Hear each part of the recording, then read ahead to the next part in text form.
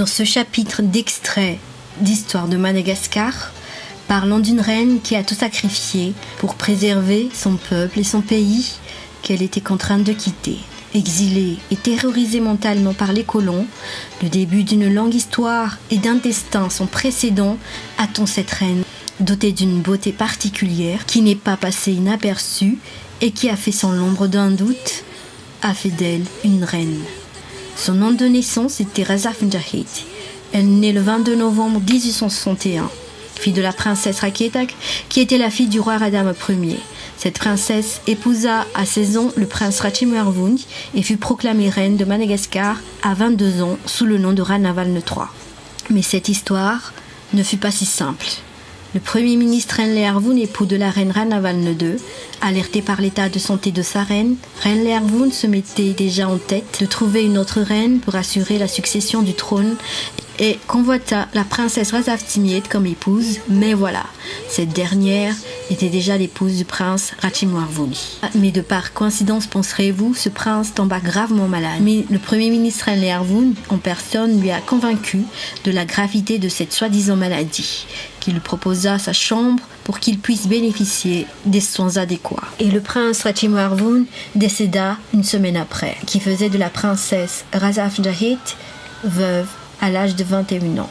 Quand la reine Ranavalne II décéda, une aubaine pour le premier ministre qui épousa de ce pas la princesse Razavtimiet, qui fut proclamée reine à 22 ans le 22 novembre 1883 sous le nom de Ranavalne III. Une histoire digne des plus grands romans dramatiques et historiques, une princesse qui épouse un homme de 33 ans, son aîné. Cet engouement autour de la beauté de cette reine et son amour pour la mode était déjà repéré par de loin et arriva même dans un article de revue parisien, Le Matin, qui la décrit ainsi. De petite taille, le teint olivâtre, les traits un peu durs, la reine a cependant de la grâce et de la distinction. Les mains sont fines, les pieds sont petits, elle possède une chevelure superbe. Intelligente comme tous les oufs, qui fait référence ici à Merne, elle a été instruite pendant son enfance par les sœurs de Saint-Joseph de Cluny, mais dominée par les partis anglo-ouves, elle a embrassé le protestantisme. Elle a fait venir de Paris un certain nombre de toilettes dont elle aime à se parer pour assister le dimanche aux offices religieux dans la chapelle du palais ou pour ses rares sorties dans un grand palquin. Mais cette coquetterie était aussi décrite chez le Premier ministre, son mari. D'ailleurs, ce journal décrit l'aspect physique de ce Premier ministre d'un ton assez choquant, montrant ainsi que Madagascar était sous la prédomination des colonies françaises.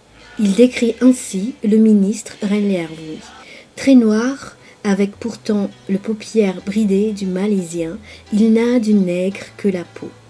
Malgré le fait que Ranavalne III a épousé un homme de tête, qui avait l'habitude de diriger Madagascar, cela n'empêcha pas cette reine de diriger son royaume avec dignité et défenda son pays, ses convictions contre l'invasion des Français. Car sous son règne éclata une guerre franco-malgache. Cette guerre a été nommée guerre franco-ouve car les terres sakalaves ont été déjà entièrement dominées par la France. Les causes de cette guerre étaient en partie détaillées ainsi par J. Humber selon les Français. En 1878, M. Laborde mourut en laissant une fortune en biens meubles et l'immeuble évalué à plus d'1 million de francs. Lorsque ses héritiers voulurent se partager cette succession, le gouvernement ouve s'opposa à la vente des immeubles.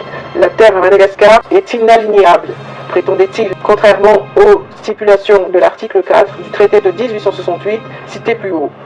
Des débats confus et déloyaux s'en suivirent. Puis en 1881 fut proclamée la loi numéro 85 qui annulait tous les avantages concédés par le traité de 1868. La terre de Madagascar, y était-il dit, ne saurait être vendue à personne ni mise en gage entre les mains de qui que ce soit, non sujet de la reine. C'était une véritable insulte. Ce ne fut pas la seule. Peu de temps après, notre drapeau était remplacé par le drapeau ouve sur la côte nord-ouest, chez les populations sakalaves placées sous notre souveraineté depuis 1840. Le gouvernement français protesta immédiatement contre de tels agissements. Ni les menaces de notre consul, M. Baudet, ni une démonstration navale opérée par le commandant Le Timbre sur la côte nord-ouest ne purent nous donner satisfaction. Les Houves, pendant ce temps, envoyaient en Europe une ambassade avec mission de traîner avec nous les choses en longueur et de gagner à leur cause les principales nations européennes. Sans les troupes, la guerre était indispensable. donnant dans un article spécial le récit des opérations de la campagne qui, commencée au printemps de 1883, se termina par le traité de paix du 7 mars 1886. Nous obtenons les résultats suivants. Le gouvernement de la République représenterait Madagascar dans toutes ses relations extérieures. Il occuperait la baie de Diego Suarez pour y faire des établissements à sa convenance. Il recevrait une indemnité de 10 millions pour les victimes de la guerre. Le mot protectorat n'était pas inscrit dans le texte de ce traité. Le Premier ministre s'y était opposé formellement. Il espérait ainsi pouvoir jouer plus facilement sur les mots et arriver peu à peu à éluder toutes les clauses qui consacraient notre ingérence dans les affaires malgaches. Il n'eut plus de près qu'un seul but, faire du traité une lettre morte et par une tactique d'obstruction constante, chasser la France de l'île.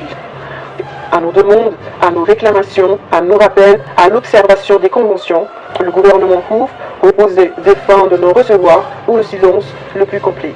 Il se rendait parfaitement compte de l'impuissance de nos représentants, perdus avec une cinquantaine d'hommes au cœur du pays, à 400 km de leur côte. Cet événement imprévu mit le comble à sa mauvaise volonté et acheva de rendre la guerre inévitable. Le 5 août 1890 fut signée la convention franco-anglaise qui, en échange de l'abandon de nos droits à Zanzibar et dans l'île Pemba, reconnaissait notre protectorat avec toutes ses conséquences à Madagascar. La reine était donc un grand obstacle pour les Français.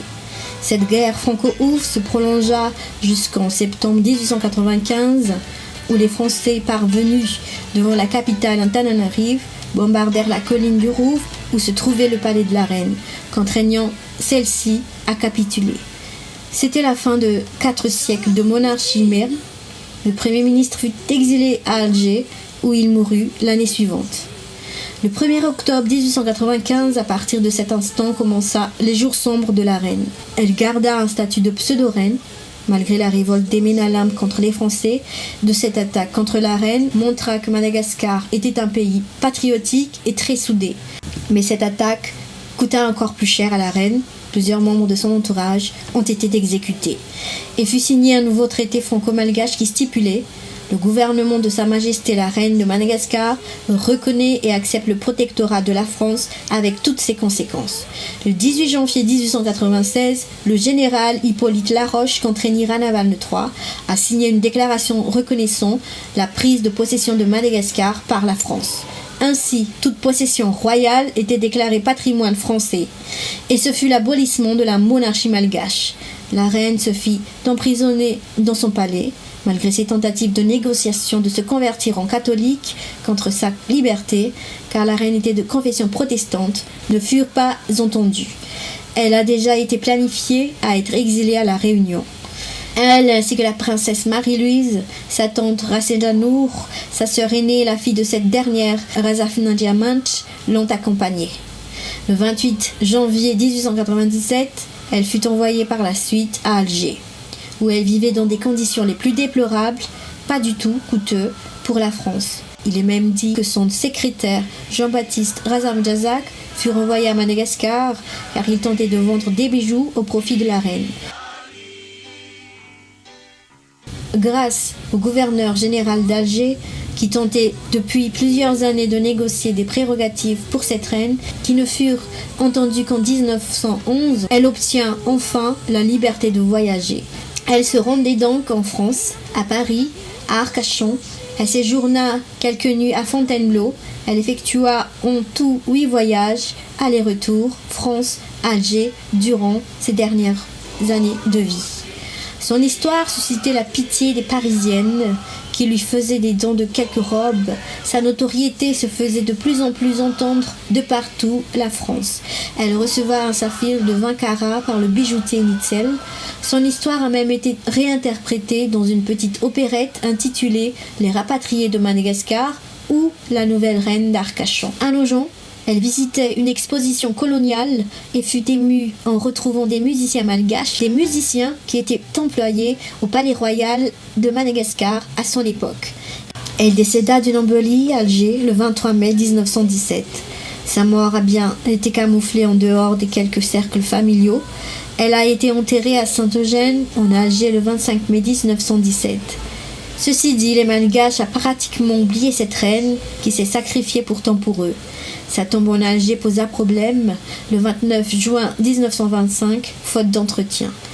Le gouverneur général de Madagascar, Marcel Olivier, trouva la tombe convenable pour une telle insignifiante reine. Ce n'est qu'en 1938 que son corps a été réclamé. Ce sont surtout les descendants des anciens souverains qui le clamaient et ont demandé le transfert du reste mortel de cette reine à Madagascar.